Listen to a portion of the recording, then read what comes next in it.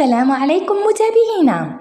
بعد الهجوم الذي تلقته الفنانة زينة الداودية عند رفضها لرفع علم الجزائر في الحفل الذي أقامته بباريس، حين ردت وقالت إنه اللي كيس بلادنا بالملح نرشوه، وهذا ما أثار غضب محبيها من الجالية الجزائرية، ولذلك خرجت برد منها قائلة إنه أنا مع سيدنا ونتمنى ما تزعفوش حبابي الجزائريين، لكن علم المغرب يبقى عالي.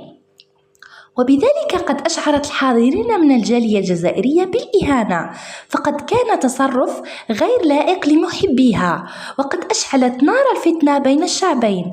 ما رأيكم متابعينا في تصرف الفنانة المغربية؟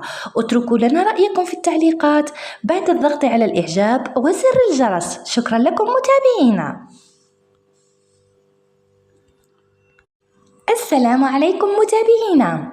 بعد الهجوم الذي تلقته الفنانة زينة الداودية عند رفضها لرفع علم الجزائر في الحفل الذي أقامته بباريس، حين ردت وقالت إنه اللي كيس بلادنا بالملح نرشوه، وهذا ما أثار غضب محبيها من الجالية الجزائرية، ولذلك خرجت برد منها قائلة إنه أنا مع سيدنا ونتمنى ما تزعفوش حبابي الجزائريين، لكن علم المغرب يبقى عالي.